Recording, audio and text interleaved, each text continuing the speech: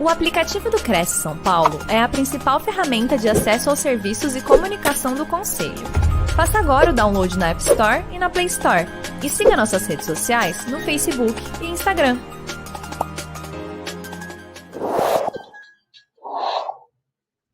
Olá, boa noite a todos, tudo bem? Hoje é dia 24 de outubro de 2023.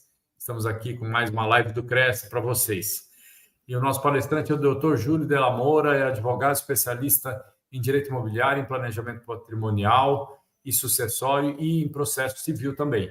Ele é conselheiro do Cresce-DF, presidente da Comissão de Avaliação e Perícia Imobiliária do Cresce-DF, membro das comissões de direito imobiliário, de direito patrimonial e sucessório, também de direito urbanístico e regularização fundiária da OAB-DF, perito forense, avaliador de imóveis e assistente técnico judicial, corretor de imóveis e vice-presidente do Sindimóveis DF. E o doutor Júlio tem experiência acumulada em mais de 20 anos de atividade imobiliária, ele é sócio e consultor para imobiliárias em escritórios de advocacia, especializado em direito imobiliário. E o tema de hoje é cláusulas especiais do contrato de compra e vendas de imóveis. E é um tema muito rico e muito relevante, não só para os corretores de imóveis, mas também para os advogados que estão nos vendo, que eu sei que tem muito corretor que é advogado, então une o útil ao agradável, que é as duas profissões, né? Exerce as duas profissões. Doutor Júlio, muito obrigado pela sua presença. Em nome de toda a diretoria do Cresce São Paulo, em especial o presidente do Cresce São Paulo, o senhor José Augusto Viana Neto, eu agradeço a presença e passo a palavra para o doutor. Muito obrigado. É sempre muito bom estar aqui com vocês. Vamos hoje tratar de cláusulas especiais do contrato de compra e venda, ok? É um tema importante. Eu quero que ao final dessa apresentação nós saibamos lidar com cláusulas diferentes, cláusulas específicas para cada situação, que ajuda a cercar aqui a proteção da imobiliária e do corretor de imóveis e também os direitos e obrigações das partes envolvidas aqui, comprador e vendedor, né? Para que vocês tenham uma ideia, nós vamos passar aqui por questões relacionadas a multas e encargos, até que limite a gente pode chegar em multas e encargos contratuais, né? Os tipos de arras e como aplicá-los, a proteção do vendedor em caso de recusa do financiamento, a adjudicação extrajudicial como uma forma de promover a escritura quando uma das partes não comparece, a importância de estabelecer no contrato os canais oficiais de comunicação, para evitar ter que ficar fazendo notificação com aviso de recebimento, né? E vamos tratar também de evicção de direitos e vício redibitório, como isso fica no contrato, ok? É disso que a gente vai falar hoje, de cláusulas especiais, de temas específicos dentro de um contrato de compra e venda, que estão ali, não podem ser desvalorizados, não podem ser deixados de lado, e, ao mesmo tempo, a gente tem que saber até que limite usar para que a proteção das partes esteja ali presente, ok? Bom, a primeira coisa que nós vamos ver, e a mais simples, gente, é a comunicação oficial. É estabelecer já no contrato como vai se dar a comunicação entre as partes, ok? Porque na hora do conflito, ou na hora de resolver divergências no curso do contrato, entre o pagamento do sinal e a assinatura do contrato, né, e a escritura, por exemplo, muita coisa pode acontecer. E como as partes vão se comunicar de uma forma oficial? Se isso não estiver estabelecido no contrato, vai ser obrigatório um endereço onde aquela pessoa seja encontrada, uma comunicação com aviso de recebimento. E se a pessoa estiver, por exemplo, viajando, isso vai complicar demais os prazos do contrato, porque ela não vai receber essa comunicação, essa notificação. Ok? Então, a primeira coisa que eu trago aqui, e é a mais simples que a gente vai ver hoje, é que a comunicação oficial tem que estar estabelecida no contrato de compra e venda, e a gente estabelece isso de duas formas. Primeiro, na qualificação das partes, nós colocamos o e-mail e o WhatsApp de comunicação, porque por essas formas, a comunicação vai se dar com um recebimento inequívoco, mesmo sem a comprovação do recebimento. É o que vai estar estabelecido no contrato. E aqui o corretor não precisa ter medo de informar os contatos das partes, porque se já estão assinando o contrato, então elas já têm mesmo o contato uma com a outra, elas já estão ali com aquela proximidade que gerou a venda, ok? É o momento mesmo de trazer aqui para a qualificação das partes os dados de contato, WhatsApp e e-mail, para que no curso desse contrato, no cumprimento desse contrato, as partes já saibam qual vai ser o canal de comunicação. E é esse o canal oficial. Aqui, então, na qualificação se apresentam os dados. E aí existe uma cláusula específica para dizer que no WhatsApp, no e-mail informado na qualificação das partes, a partir do momento que a comunicação chegar por essa via, independente do aviso de recebimento, ela vai ser considerada como recebida. Quer dizer, as partes é que vão ter que ficar atentas a esses meios de comunicação para ver se houve alguma comunicação em relação a esse contrato que está sendo feito, ok? Então, uma vez feito por essa via, vai ser considerado como comunicado. Isso é muito importante para evitar delongas na resolução do contrato, para evitar dificuldade de comunicação com comprador e vendedor, por exemplo, por estarem viajando, ou simplesmente quando uma das partes não quer receber a comunicação e aí ela evita o recebimento, né? Então, é muito importante e é a coisa mais simples que a gente vai ver hoje. Adiante, eu sigo, por exemplo, com a necessidade de informar a existência de ônus, quando sobre aquele imóvel que está sendo vendido, há a presença de algum ônus, gravame, qualquer informação que gere algum risco para qualquer das partes, compete ao corretor e à imobiliária informar da existência desse ônus. O corretor e a imobiliária não precisa explicar do que se trata. Isso aí seria mais uma informação jurídica. Cada parte teria que contratar um advogado, ou então a imobiliária que tem assessoria jurídica poderia ceder o seu advogado para explicar o que está envolvido naquele ônus, naquela informação positiva, naquele gravame. Mas, interferindo ou não naquela venda, ou em qual grau de interferência e de risco, qualquer evidência, qualquer presença de ônus, gravame ou qualquer coisa que gere algum risco especial, compete ao corretor de imóveis e às imobiliárias informarem. E a forma que você tem de comprovar que você informou é colocando no contrato a existência desse ônus. Simplesmente fazendo referência, né? Não constar nenhum ônus, com exceção do R13 da matrícula do imóvel, ou com exceção daquela determinada ação que apareceu na certidão positiva, ok? É simples assim e é muito importante para a proteção do intermediador fazer constar essa informação como uma cláusula contratual. Um outro ponto bastante relevante, gente, é a relação entre pagamento e escritura aqui. Perceba que o mais comum é a gente estabelecer um sinal de negócio, alguns pagamentos ou não, e um pagamento último, vamos dizer assim, uma quitação, né, lá na escritura. Mas quando todo o valor do imóvel não está sendo pago só com o sinal e o financiamento, ou seja, se houver uma parte em dinheiro para ser paga lá no momento da escritura, é possível e é bom que se destaque o pagamento da celebração da escritura, porque muito embora eles tenham a mesma data de vencimento, cada um é uma coisa diferente. Então, não é porque não vai haver a escritura naquele dia que o pagamento também não precisa se dar, ok? Ele não é um pagamento de quitação, ele é um pagamento intermediário que foi ajustado o vencimento para a mesma data da escritura. Por exemplo, na compra com financiamento, paga um sinal, paga uma outra parte no dia da assinatura da escritura e depois o restante com financiamento. Então, no meu exemplo, essa parte que vem junto com a escritura, que ainda não é a quitação, ela deve ser paga no dia do vencimento.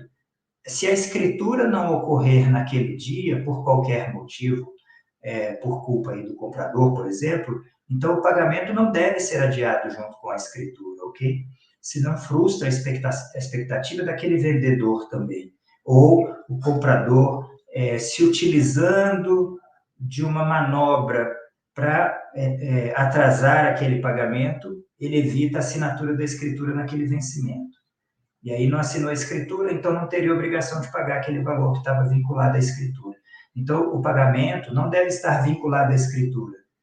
A escritura e o pagamento podem ter a mesma data de vencimento, mas um não precisa estar vinculado ao outro. E essa cláusula aqui, que está na tela, ela diz isso. O pagamento tem uma data, a escritura tem a mesma data de vencimento, mas se a escritura for adiada por qualquer motivo, a obrigação de pagar naquela data permanece. Isso é muito importante para trazer a harmonia aqui para a execução do contrato, né? Senão, o simples adiamento da escritura também frustra a expectativa de recebimento por parte do vendedor, e isso pode alterar os planos dele daí para frente, né?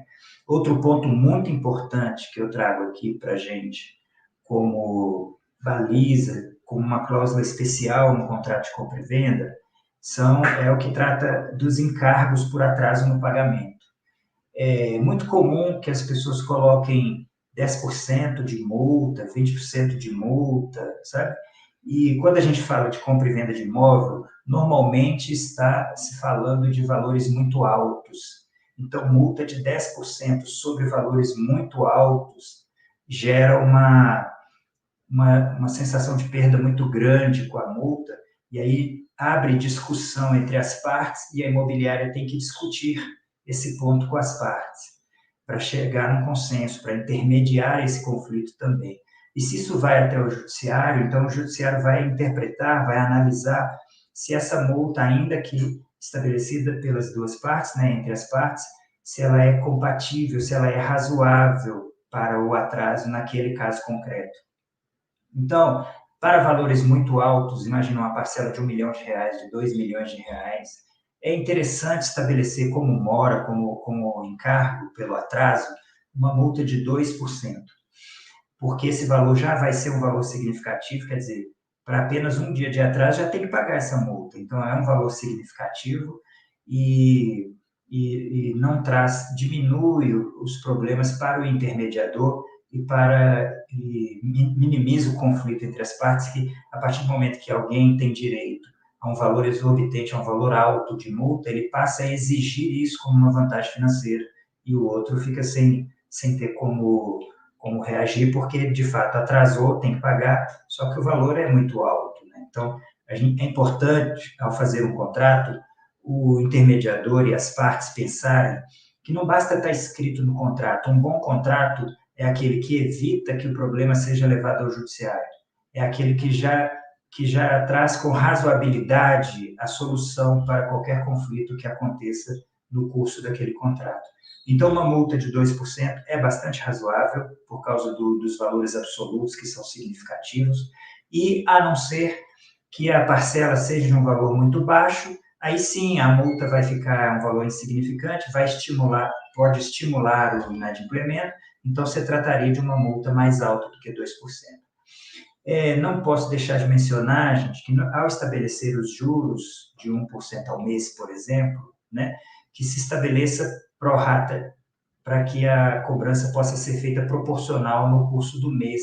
Porque quando você não menciona que é pró-rata, ou que é proporcional, então, a partir do primeiro dia de atraso, já está devendo 1%, mesmo não tendo passado um mês ainda, ok? Então, é importante estabelecer pró-rata, porque 10 dias de atraso vai trazer um juro proporcional àqueles 10 dias, em função do que foi previsto para o mês inteiro, juros mensal, né? Além disso, ao estabelecer a atualização monetária, que é comum, que é normal, é preciso estabelecer também qual o índice que vai ser utilizado para essa correção monetária, porque senão você estabelece no contrato que vai ser corrigido monetariamente o atraso, mas ao não indicar o índice, você deixa que as partes possam escolher lá no momento. E aí, é claro, quem está se beneficiando com essa atualização monetária vai querer o índice mais alto que tiver, e quem está pagando essa atualização vai querer o índice mais baixo que tiver, e aí você abre discussão, abre a hipótese de intermediação, de mediação de conflito, e pode chegar até o judiciário, dependendo do valor que isso represente, né? Então, ao estabelecer correção monetária para os encargos do inadimplemento, também já estabeleça qual índice vocês querem usar, né? E aqui eu sugiro o INPC, que é o índice utilizado pelo judiciário, então fica muito fácil de localizar, de encontrar e de utilizar. Outro ponto muito importante, gente, a ser estabelecido no contrato, e que na maioria dos contratos não tem, e isso abre brecha para problemas que chegam até o escritório de advocacia depois do contrato feito, é a multa por atraso na entrega do imóvel, que normalmente não é estabelecida. Praticamente a única obrigação, ou uma das poucas obrigações do vendedor, é a entrega do imóvel naquele prazo estabelecido. Então, ao comprador compete pagar, né? E ao vendedor entregar a coisa, entregar o imóvel. Se a gente, para cada obrigação no contrato, é preciso que tenha uma multa pré-estabelecida, porque aí o contrato já traz a solução para o problema. É para entregar o imóvel dia tal. Atrasou a entrega, o próprio contrato já diz qual vai ser a penalidade, qual vai ser a multa. Essa multa é importante que seja diária, ok? E qual o valor dessa multa, gente? A multa diária é interessante, é razoável que ela represente pelo menos 2 vezes o aluguel mensal daquele imóvel, o aluguel diário daquele imóvel, né? É calculado pelo mensal ali. 1/30 do mensal, né? Ou 2/30 do mensal vai dar o que seria mensalmente 2 aluguéis, só que calculado diariamente. Isso por quê? Porque se a multa for o que representa uma diária no aluguel, um dia de aluguel, então tanto faz o comprador, o vendedor, entregar ou não o imóvel. Se ele ia pagar aluguel em outro lugar, ele paga aluguel no imóvel que ele teria que entregar. Então não há uma penalidade para ele, há uma compensação, aliás, né? Então é importante estabelecer essa multa pelo atraso na entrega do imóvel em um valor que seja equivalente a mais do que 2 aluguéis mensais.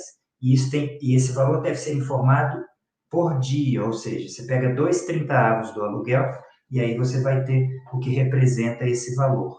É diário, ok? Porque fica fácil de calcular. Se ele atrasar 3 dias, 3 vezes esse valor dessa multa diária, né? É muito fácil de calcular dessa forma. Os contratos, eles devem trazer a obrigação, a penalidade que vai ocorrer se aquela obrigação não for cumprida, de forma clara e objetiva, fácil de calcular. Se você dificultar, se você trouxer um cálculo difícil de fazer, então vai haver discussão entre as partes e aí a questão pode chegar até o judiciário, porque as partes não vão concordar com aquele cálculo, com aquela medida que tinha que ser ainda calculada. Traga de mão beijada, traga a multa diária para o contrato, para o caso de não entrega do imóvel, atraso na entrega do imóvel, ok? Quando você fala de multa diária, por óbvio, você não precisa falar de juros nem correção monetária, você já está trazendo o valor por dia de atraso. Quanto mais atrasa, mais vai pagar, né? Muito importante que essa cláusula esteja no contrato para simplesmente não estimular o vendedor a atrasar a entrega do imóvel. Outro ponto importantíssimo aqui, gente, é a prevenção de fraude à execução. Esse ponto aqui é muito importante para as imobiliárias se aterem, sabe? Houve um entendimento jurisprudencial vindo do STJ recente que tratou da fraude à execução, aí em especial na venda de imóveis, que é o que a gente está tratando aqui, né? Então, antes, a gente buscava aquelas certidões e os documentos do imóvel e as certidões do vendedor, né? E do último vendedor, né? Do atual proprietário, né? E a partir desse entendimento, então, o mercado passou a concluir que é necessário varrer a certidão de ônus no que diz respeito às certidões de execução fiscal, as certidões cíveis da Justiça Federal e da Justiça Estadual, no que tange a execuções fiscais para os vendedores anteriores ao atual. Porque fraude à execução não prescreve, então ela segue o caminho, independente da data que foi vendido o imóvel ou de quantas vendas já houveram desse imóvel, até doação, sucessão, enfim. Se em algum momento aquele vendedor estava como parte, como réu, numa execução fiscal, então quando ele vende o imóvel, a fraude, a execução é presumida, e aí vai afetar todas as vendas futuras àquela. Então, quem está comprando hoje de boa fé vai sofrer as consequências, vai ter que pagar aquela dívida ou perder o imóvel, dívida de um terceiro proprietário bem anterior daquele imóvel ou de anos atrás. Então, é muito importante o intermediador ficar atento que agora, além dos documentos das certidões do imóvel e do vendedor atual, a gente tem que trazer, então, ao contrato a informação de que foram emitidas e apresentadas as certidões na Justiça Federal e na Justiça Estadual dos vendedores anteriores, a fim de se constatar a inexistência de execuções fiscais desses vendedores anteriores ao tempo da transmissão, da venda, da alienação que eles fizeram, ok? Importantíssimo isso.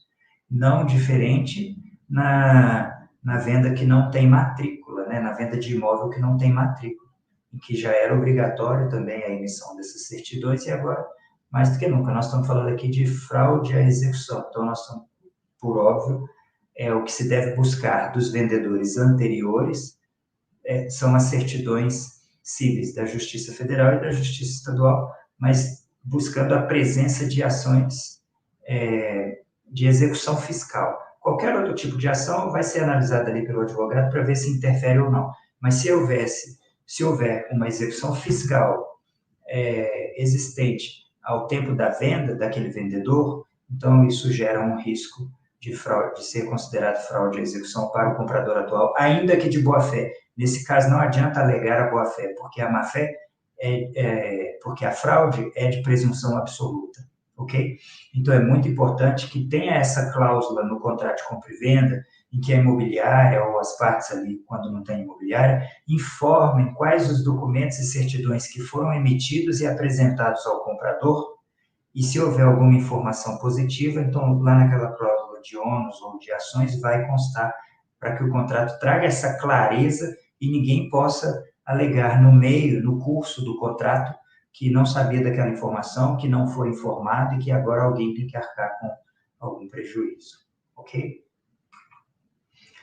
Outra cláusula muito importante, gente, e aqui a confusão é tamanha, sabe? O mercado imobiliário está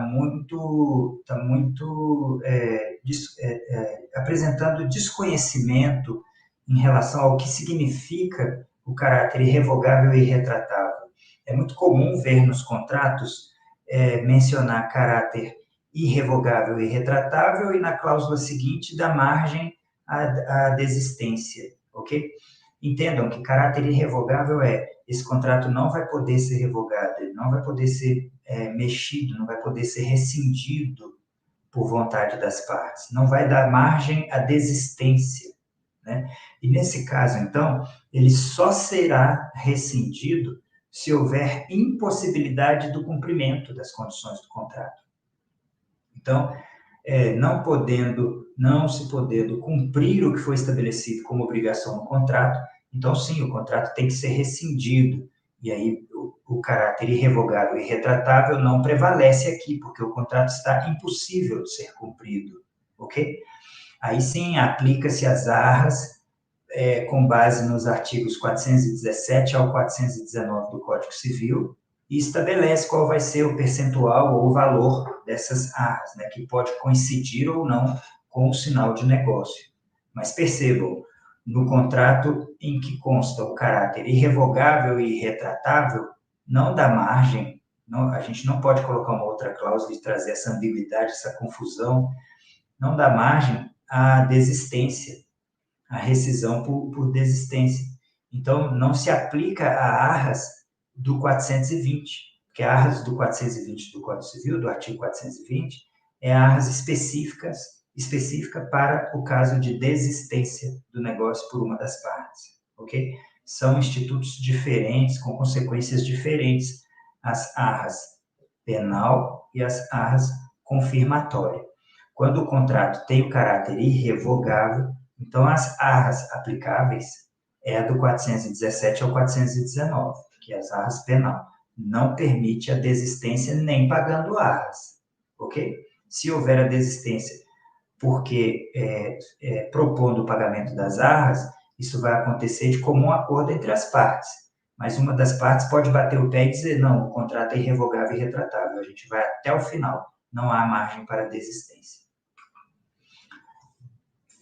A outra modalidade de rescisão, então, é aquela em que o contrato é celebrado sem o caráter irrevogável e irretratável. Aí, se não menciona no contrato que ele é irrevogável e irretratável, ou se menciona que ele é sem o caráter irrevogável e irretratável, então aqui pode-se aplicar tanto a rescisão pela impossibilidade de cumprimento, quanto a rescisão por desistência de uma das partes. E aí pode-se aplicar as duas modalidades de arras, cada uma para um caso, claro, né? Se for por impossibilidade de cumprimento, vai se aplicar as arras previstas nos artigos 417 a 419. Mas já se for por desistência de uma das partes, então vai se aplicar as arras previstas no 420 do Código Civil. Em qualquer caso, ou para cada um dos casos, você estabelece qual vai ser o percentual de arras em relação ao negócio, ao valor do negócio, né? Qual vai ser o valor fixo das arras. Vou lembrá-los. As arras podem ser estabelecidas pelas partes, não precisa ser o sinal de negócio. As arras pode ser um valor absoluto ou pode ser um percentual sobre o valor do negócio. Quando não for mencionado qual vai ser o valor, o montante ou o percentual das arras, então, subentende-se, presume-se que ela é o sinal de negócio. Ok? Então, está aí a diferença de caráter de um contrato que seja regido em caráter irrevogável e irretratável, e de um outro que não, no que tange ou no que afeta as arras, as modalidades de rescisão. Ok? É importante que isso esteja certo no contrato, porque não faz sentido você colocar num contrato que ele é irrevogável e irretratável e depois dizer que as arras vão se dar conforme artigos 417 a 420, sendo que o 420 é de uma modalidade de rescisão que não é compatível com o caráter irrevogável. Quando você faz essa confusão no contrato, você não está só errando no texto da cláusula, você está dando margem à interpretação diferente da que você queria, você está dando margem a uma das partes provocar uma confusão para gerar uma situação de lide, de conflito no cumprimento do contrato. E vai dificultar a interpretação judicial, porque vai trazer um entendimento duplo aqui, confuso, e o juiz, de qualquer forma, vai ter que decidir. Contrato sem clareza, sem objetividade, contrato escrito errado, prejudica a parte mesmo quando ela tem direito certo. E quando você estabelece as arras, então, é preciso estabelecer a forma como vai ser pagas, como serão pagas essas arras. Isso, gente, eu não vejo em contrato nenhum praticamente. E vamos lembrar de uma diretriz para a confecção de um contrato. Toda obrigação que possa não ser cumprida eventualmente, né, por qualquer motivo lá, ela precisa, um bom contrato vai prever o que vai acontecer ou como as partes vão se comportar caso aquela obrigação não seja cumprida ou não seja cumprida como está prevista, certo? Então, quando estabelece no contrato a obrigação de pagar arras em caso de rescisão, então, automaticamente, tem que estabelecer também a forma como essas arras serão pagas, porque senão fica em aberto. Vamos dizer no contrato que esse contrato é regido pelas arras, do 417 ao 419, ou pelo 420, enfim, ou por 417 ao 420 do Código Civil. Muito bem, estabeleceu as arras. Aí alguém descumpre o contrato, há a rescisão, e alguém que deu culpa tem que pagar as arras. Vai pagar quando? Não tem uma data de vencimento, não tem uma forma prevista, não tem um prazo para pagar. Então, fica em aberto, acaba tendo que jogar para o judiciário decidir, né? Então, é importante ter uma cláusula do seu contrato que estabeleça, já que está estabelecendo arras como uma obrigação, vamos estabelecer também como vai se dar o ônus em caso de não cumprimento dessa obrigação de pagar as arras. E aí, aqui nessa cláusula, vai dizer, as arras devem ser pagas em até 5 dias úteis a contar da comunicação efetiva da rescisão, E se forem pagas após o vencimento, então deverá ser acrescido, esse valor de arras deverá ser acrescido de multa, de juros mensais, pro rata, e ainda, se houver necessidade de cobrar judicialmente, ainda vai ser acrescido honorários advocatícios de 10%. Quer dizer, assim você estabeleceu a obrigação, cumprir o contrato. Não cumpriu? Pagar as arras. Pagar como? Até 5 dias após a comunicação. Se não pagar até os 5 dias, então multa de 2%, juros de 1% e assim por diante. Tudo estando estabelecido no contrato, até o descumprimento de uma determinada cláusula no contrato, que seria o pagar no vencimento, já tem uma solução prevista no contrato. Se não pagar no vencimento, vai pagar com multa, juros, correção monetária pelo período que houver a mora. Então, é importante essa cláusula, não só da forma como estabelecer as arras, né, em função do irretratável, irrevogável ou não, e também a forma como pagar as arras, e no caso de atraso no pagamento das arras, quais serão os encargos, como vai se dar essa mora. É muito importante nos contratos que envolvam a compra com financiamento que se proteja o vendedor. Percebam, a princípio, o vendedor é o principal cliente da imobiliária, porque normalmente, costumeiramente, são os vendedores que procuram e contratam as imobiliárias ou os corretores de imóveis para a venda do imóvel, para a intermediação na venda do imóvel. Isso é o normal, isso é o cotidiano, né? Isso é o costumeiro. Não quer dizer que o comprador não possa contratar um corretor para encontrar um imóvel para comprar e para fazer intermediação. Pode sim. Mas o que é comum é o vendedor procurar uma imobiliária, um corretor, para vender o imóvel dele, né?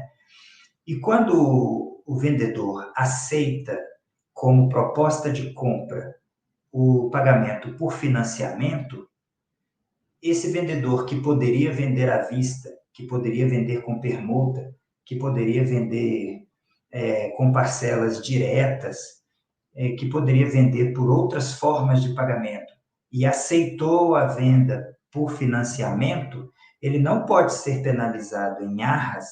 Eu digo ele não pode, no sentido de não é bom que ele seja penalizado em arras, caso o agente financeiro recuse o financiamento por questões relativas ao imóvel ou ao vendedor, porque ele tinha a opção de vender por outras formas de pagamento. Ele cedeu, ele se submeteu à necessidade do comprador de pagar com financiamento.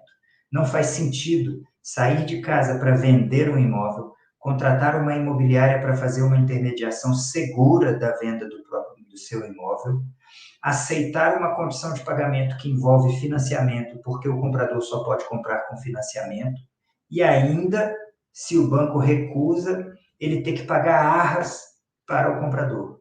Não faria o menor sentido. Agora, o que é que se tem comumente nos contratos? Que as arras vão estar presentes, que aquele que der causa à rescisão vai pagar as arras àquele inocente, não é isso? Então, se o financiamento vem e diz, olha, eu recuso o financiamento, né? O agente financeiro diz, eu recuso, eu nego o financiamento por uma questão relativa às certidões do vendedor, ou então por uma questão relativa ao imóvel. Quem deu causa a isso? De certa forma foi o vendedor, porque as questões do imóvel e dele mesmo dizem respeito a ele, né? E aí, então, agora vai ter que rescindir, porque a condição de pagamento era o financiamento, não sendo possível, vai ter que rescindir o contrato. E aí, esse vendedor vai se inserir em arras, vai ter que pagar 100, 200, 300, 400, 500, R$1.000, porque o banco não aceitou, porque o banco do comprador não aceitou o imóvel dele para o financiamento. Não faz sentido. Agora, você só protege, você imobiliária, corretor de imóveis, você só protege o seu vendedor, o seu principal cliente, desse risco de pagar arras numa situação dessa, quando você prepara a sua cláusula. Quando, além da cláusula de arras, você diz que, olha, a condição de financiamento é uma condição precípua ou específica do comprador, ok? Se o banco, se o agente financeiro negar o financiamento por questões relativas ao vendedor e ao imóvel, então o negócio vai ser desfeito, o dinheiro vai ser devolvido sem ônus para as partes e o vendedor não estará inserido em arras. Esse é o mínimo que se pode esperar. Ah, mas aí fica leonino, por que que para o comprador vai ter arras nesse caso de negativa do financiamento e para o vendedor não vai haver arras nessa negativa de financiamento? Porque o financiamento é uma condição do comprador.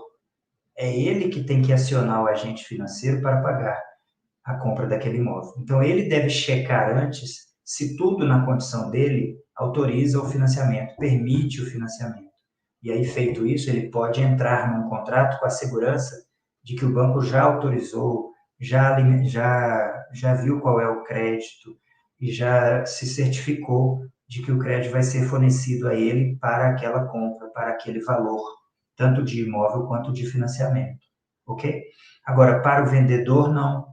Ninguém sabe, quando está assinando um contrato, se o banco vai recusar o vendedor ou o imóvel. Se soubesse, não estava fazendo por financiamento, né? Estaria resolvendo a questão antes. Então, não se sabe. E aí é pego de surpresa. O banco diz, não, eu não aceito fazer o financiamento para esse imóvel, né? Vou dar um exemplo. Um imóvel, por exemplo, que tem uma construção que invada um pouquinho a área pública, aquele que você faz uma garagem, que chega para dentro do passeio, que invade um pouquinho a área que já não é mais do lote. Se o engenheiro que faz a avaliação para o banco percebe essa condição, o banco recusa esse financiamento pela invasão de área pública. Ainda que seja normal naquele local, ou ainda que a invasão seja mínima ali, o banco recusa. E essa condição estava clara para o comprador quando ele comprou. Ele está vendo a edificação lá, alcançando um pouco do passeio, no meu exemplo, né, da calçada. Então, isso não seria motivo para um distrato com arras. Mas o banco disse não, a culpa relativa é do vendedor, porque diz respeito ao imóvel, e o vendedor estaria em arras. Olha que dificultador tamanho aí para a intermediação, né? A própria imobiliária colocou o vendedor nessa situação. Então, é preciso que tenha essa cláusula especial aí de proteção do vendedor contra a negativa do financiamento do comprador, ok? Ela é muito importante estar presente no contrato, ela não é leonina, ela não é desigual, ela não quebra a paridade entre as partes. Basta interpretá-la e vai se entender, né? É fácil de explicar para comprador e vendedor o porquê que a isenção das arras, no caso de negativa de financiamento, é só para o vendedor e em qual caso que é, né? Enfim, considero muito importante, já resolvi muitos problemas aqui no escritório de advocacia, que se tivesse essa cláusula, não precisaria tratar dessa questão de forma jurídica e judicial. Outra cláusula, outro texto de cláusula muito importante é o que diz como vai se dar a rescisão após a posse. Essa cláusula não é uma cláusula obrigatória, nenhuma cláusula é obrigatória no contrato, né? O contrato é a vontade das partes, aperfeiçoada pelo sistema jurídico. Por isso é importante fazer uma consulta a um advogado para revisão de contrato, né? Para preventivamente trazer o direito àquele contrato e não ficar só à vontade de leigos que não serão amparadas depois no judiciário por simplicidade demais, ou por mais de uma interpretação, ou por erro mesmo de entendimento de como devem ser as cláusulas, né? Aqui eu trago a rescisão após a posse. Naqueles casos em que já se contrata que a posse vai ser dada antes da quitação, ou que no curso do contrato as partes entendem que pelo imóvel já está desocupado, vamos fazer um aditivo, então, e dar a posse imediatamente, enquanto espera tal coisa, né? Enfim, nos casos em que a posse vai se dar antes da quitação e do registro, né, dessa quitação, então é importante estabelecer como é que vai se dar a posse em relação à rescisão, porque se esse contrato rescindir depois que foi dada a posse, então, como é que vai fazer? Vai devolver o imóvel e quando? E se não devolver? Vai ter multa, vai ter juros, vai pagar o quê? Né? Porque senão esse comprador que teve a posse do imóvel e logo depois esse contrato foi rescindido, ele vai ocupar o imóvel ad eterno e sem nenhuma consequência para ele, até que se tenha que entrar na justiça para reintegrar a posse, porque o contrato foi rescindido, né? Então, para evitar esse conflito, mais uma vez, para evitar a confusão entre as partes, a necessidade de intermediação de conflito por parte da imobiliária e para se evitar que tenha que chegar até o judiciário, essa cláusula aqui, ela é especial para o contrato de compra e venda, que prevê a entrega do imóvel, né, a posse do imóvel, antes da quitação, da transferência da propriedade do imóvel pelo documento, pela escritura, né, ou pela cessão de direitos.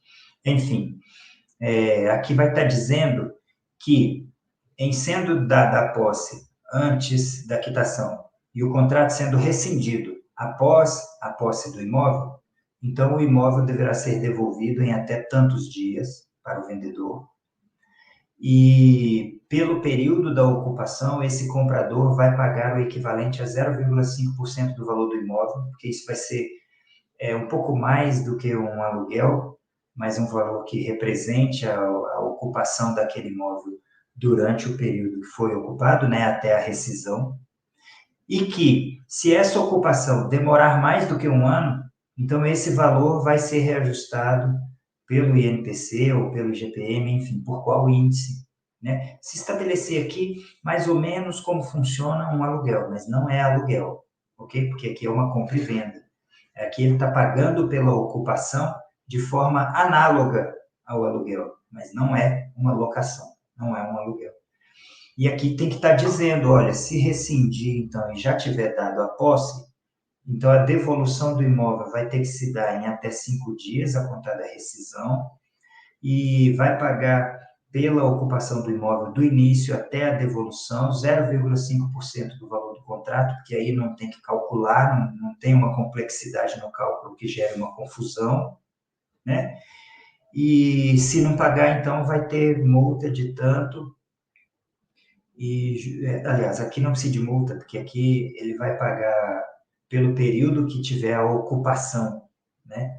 Então, ele tem que ir pagando ali pelo período que tiver a ocupação, e aquele pagamento mensal não sendo pago, então, aí sim, multa, juros e correção monetária.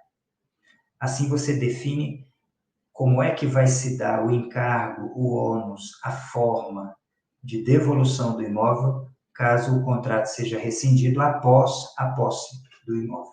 Essa é uma condição, é um texto que ninguém coloca nos contratos e que é muito importante, que é necessário para se evitar confusão nesses casos de rescisão depois da posse do imóvel. Quase terminando a nossa apresentação, eu venho aqui trazer a multa pelo não comparecimento para assinatura de escritura, ok? As partes convencionam, a escritura vai se dar até o dia tal. Aí, antes disso, ou nesse dia, então uma parte comunica a outra, olha, 5 dias para comparecer para assinar a escritura. Se ele não comparece, se uma das partes não comparece, porque está viajando, ou porque sumiu do mapa, ou porque tem alguma vantagem em não comparecer, né? Então, ele passa a se inserir a uma obrigação de pagar uma multa diária pelo período do atraso. Então, tem que ser respeitado os 5 dias de antecedência, né? Tem que avisar com 5 dias, para que a pessoa não seja pega de surpresa numa viagem e tal. E se ela não comparece, a partir do 5º dia do aviso, então, ela passa a ser obrigada a uma multa de algum valor que represente significativamente, né? Para não ficar insignificante e não ter esse efeito. Quem vai determinar quantos dias de antecedência, a partir de quando que vai ser cobrada a multa e qual o valor da multa diária, são as partes, né? A imobiliária pode sugerir, o corretor pode sugerir, mas quem vai decidir são as partes, para que fique razoável, para que fique um valor ali que eles consigam marcar e que não estimule o adiamento, a fuga da celebração da escritura, ok? Por vantagem de uma das partes. A assinatura eletrônica é importante, se esse contrato for assinado por assinatura eletrônica, automaticamente os aditivos, os documentos que virão após esse contrato, de forma particular, também serão por assinatura eletrônica, ok? E aí, nesse contrato, as partes já autorizam que esse e os demais e os próximos sejam assinados eletronicamente. É importante ter essa cláusula para que os documentos entre o contrato e a escritura tenham validade, tenham efetividade, mesmo com a assinatura eletrônica. Outra cláusula importante é uma cláusula que prevê como vai se dar a proteção dos dados, aí já atendendo à Lei Geral de Proteção de Dados, porque num contrato você tem dados sensíveis, né? Você tem dados pessoais das partes, então esse contrato não pode correr a qualquer mão, ser publicado de qualquer forma, porque ali tem dados que devem ser protegidos. Então essa cláusula de proteção de dados nos contratos de compra e venda vai dizer a cada uma das partes até onde elas podem publicar, publicizar e dar ciência desse contrato que contém dados importantes da outra parte. E não menos importante, gente, para finalizar, no que diz respeito às responsabilidades do vendedor, a gente tem os riscos de evicção e o vício redibitório. Só para lembrar-vos, risco de evicção é a responsabilidade do vendedor perante o comprador para o caso de perda do imóvel, porque já não era desse vendedor ao tempo da venda, né? Alguma coisa questionou a propriedade desse vendedor a ponto de confirmar que ele não era legítimo proprietário naquele momento da venda, e aí aquele comprador de boa-fé, ele acaba perdendo o imóvel, porque automaticamente, se o vendedor não era o proprietário legítimo, a venda vai ser desconsiderada, vai ser anulada. Aquele comprador fica a ver navios, mas a lei e o Código Civil já prevê que ele pode buscar perdas e danos, né, em relação àquele vendedor. Isso significa, eu vou buscar o valor do imóvel que eu perdi, né? Ou se eu tive que pagar algum débito para não perder o imóvel, eu vou buscar do vendedor o ressarcimento daquilo que eu gastei para não perder o imóvel, né? Isso é risco de evicção. É previsto como uma responsabilidade do vendedor. E também o vício redibitório. O vício redibitório é vícios ocultos ao momento da compra, que não pudessem ser detectados, visíveis no momento da compra e que aparecem depois da posse do imóvel, né? Se esses vícios, se esses defeitos são vícios ocultos e são capazes de provocar a diminuição no valor do imóvel ou a perda da funcionalidade do imóvel de forma significativa, então esse comprador poderia desfazer o negócio ou cobrar do vendedor aquele valor equivalente ao que o vício reduz no preço do imóvel, né? Esses dois casos são previstos em lei como responsabilidade do vendedor, mas eles não precisam constar do contrato, porque uma vez previstos em lei, eles já estarão vigentes em qualquer compra e venda de imóvel, ok? Independe de estar no contrato para que o comprador tenha esse direito e para que o vendedor tenha essas duas responsabilidades aí, que é o risco de evicção e o vício redibitório, ok?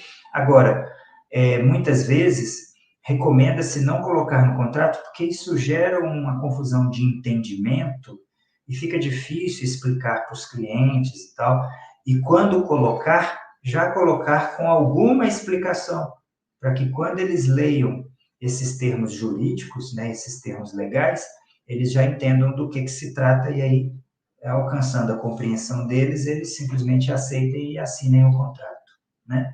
São previstos em lei, então, independente de estar ou não no contrato, eles continuam vigentes e válidos. Agora, o contrário é preciso estar previsto no contrato. Então, a renúncia a algum desses direitos por parte do comprador tem que estar expressamente no contrato. Olha, eu renuncio ao direito à indenização ou de rescisão do contrato em caso de vício redibitório. Isso tem que estar escrito no contrato para que tenha validade, ok? Porque na lei está prevendo o direito e a obrigação de cada uma das partes. Então, para que não sejam aplicados no seu contrato, é preciso trazer na letra do contrato, no texto do contrato, uma cláusula específica tratando da renúncia do comprador por esse direito que a lei o amparou, certo? Então, com isso, eu trouxe aqui para vocês essas cláusulas, esses textos que são importantes constar num contrato de compra e venda, numa promessa de compra e venda, né? Para que o regramento entre as partes, até que se tenha a escritura, até que se tenha a entrega do imóvel, o registro dessa propriedade, dessa alienação, nesse período, entre as partes, esteja já definido que qualquer desses problemas que acontecer, o próprio contrato já vai dizer como as partes devem se comportar, né, e qual o ônus para o descumprimento. Por isso a importância delas, por isso elas são consideradas especiais no contrato de compra e venda. Não são cláusulas comuns, você não encontra isso no texto comum que é encontrado aí em contratos pela internet ou sem contratos que não passaram ainda por um advogado, numa revisão, né? Então, por isso a atenção a elas para enriquecer o seu contrato, para trazer valor à sua prestação de serviço e para agregar valor à sua marca, ao seu nome, como quem cuida desses detalhes na intermediação imobiliária, ok? Para os compradores e vendedores que estão ouvindo também, ficam aí as cláusulas para que vocês possam utilizar nos contratos de vocês. E aqui eu deixo a retórica, né? É sempre bom ter uma imobiliária, um corretor de imóveis intermediando a venda, porque aqueles detalhes que você, como leigo, como comprador e vendedor, não se ater, a imobiliária, com a experiência dela, e o advogado, com a especificidade jurídica, vai trazer e não vai faltar ao seu negócio essa expertise e esse conhecimento.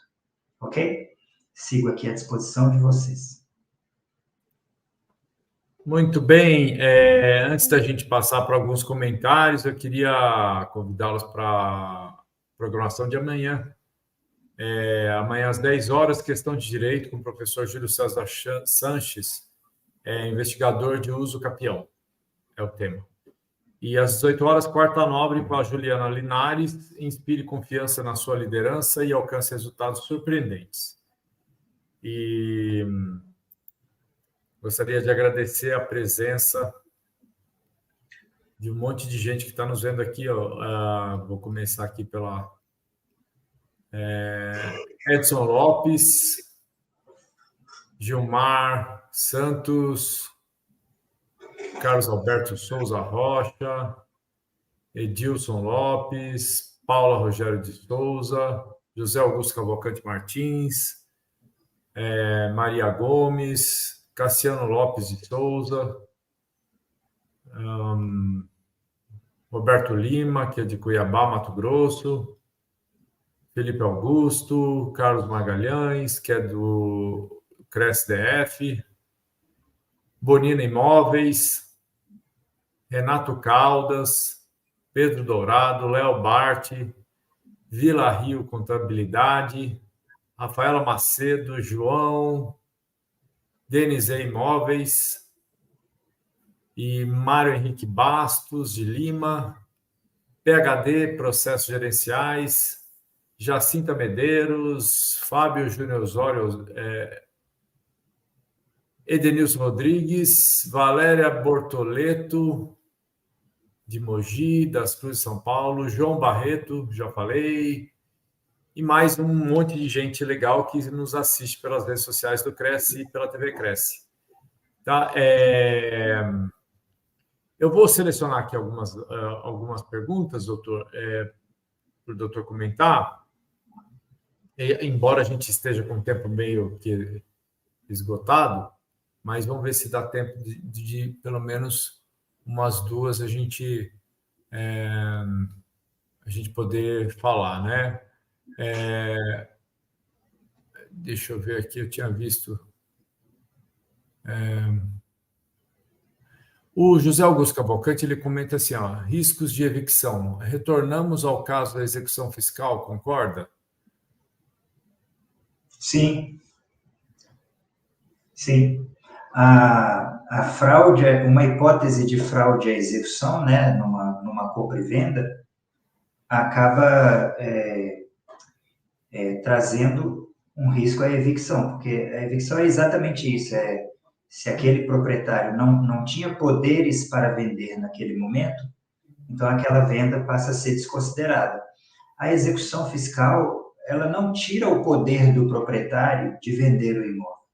Ele pode vender o imóvel. Ninguém tá proibido de vender o imóvel que não esteja penhorado ou indisponível pela justiça. Ok? Ele continua com o direito de vender. Quem compra é que tem que se ater ao contexto daquela venda, né? Se há indícios ali, se há evidências de uma execução fiscal, para não sofrer as consequências depois. Então, parece a mesma coisa na medida em que a evicção de direitos faz com que o comprador sofra a perda do imóvel ou tenha que pagar para não perder o imóvel. Isso acontece também na fraude à execução, mas são institutos diferentes, né? Nos dois casos, o comprador pode regressar contra o vendedor. Perfeito. A Valéria Bortoleto, ela faz a seguinte pergunta, né? Alguma observação com relação à compra de imóvel, onde a escritura ficará em nome dos filhos e usufruto dos pais? Assim, essa seria uma particularidade dessa venda específica, né? Em que já se está fazendo a venda pensando em fazer a escritura em nome dos filhos. Ou seja, o que está por trás disso é uma doação, né? Quem compra querendo colocar no nome dos filhos está doando o dinheiro ou o imóvel para os filhos. E se a escritura já vai sair no nome dos filhos, então o que ele está doando é o dinheiro. Então, no contrato de compra e venda vai constar como vendedor, como comprador, aquele pai e mãe que estão pagando o preço do imóvel, que tem como comprovar renda, que tem aquele patrimônio em dinheiro para poder comprar o imóvel, e vai ter uma cláusula dizendo que antes da escritura vai se dar a doação para que a escritura já seja feita em nome daqueles filhos. Porque você não pode sair de um contrato com um vendedor e um comprador e chegar numa escritura com outros compradores, que seriam os filhos, né? É preciso esclarecer para o cartório por que está escriturando no nome dos filhos, e aí, por óbvio, vai se constatar a doação. Não teria como fugir da doação, comprar e escriturar no nome do filho. Tem que passar pela doação, sob pena de simulação, né? Sob pena de fraude. Muito bem. O Mário Henrique Basto de Lima, ele faz a seguinte colocação. Professor, já vi cláusula irrevogável retratável contendo arras de deságio de 10%. Aí, logo em seguida, ele faz a seguinte observação. Contraditório, não? Não, assim, a princípio não, porque as arras podem ser estabelecidas para o caso de irrevogável e retratável o contrato. Porque mesmo o contrato irrevogável e retratável, ele pode ser rescindido por impossibilidade de cumprimento. O contrato que não pode ser cumprido, que é impossível ser cumprido, vai ter que ser rescindido. E ao ser rescindido, quem deu causa à rescisão pagaria as arras. Você entendeu? O que a gente não pode misturar que as formas de rescisão é que vão estabelecer qual tipo de arras. Se a rescisão é por impossibilidade de cumprimento, as arras são do 417 ao 419, que são as arras penais. Se a rescisão é por desistência, então as arras são a do 420 do Código.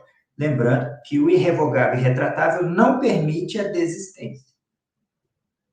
Então, não é contraditório. É preciso que fique claro qual tipo de arras que está sendo aplicado ali.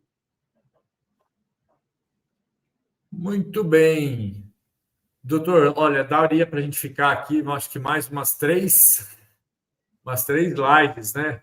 Falando sobre esse tema, que é um tema muito rico e abrangente do direito imobiliário. Mas, infelizmente, o nosso tempo chegou ao fim e eu gostaria mais uma vez de agradecer a presença do doutor, em nome da diretoria do CRES, em especial o presidente do CRES, o José Augusto Viana Neto, e passar a palavra para o doutor se despedir com as suas considerações finais. Muito obrigado a todos que vieram assistir, que se disponibilizaram esse tempo, né, para esse conhecimento. Da minha parte, eu quis trazer um conteúdo denso e com bastante objetividade para valorizar o tempo de vocês.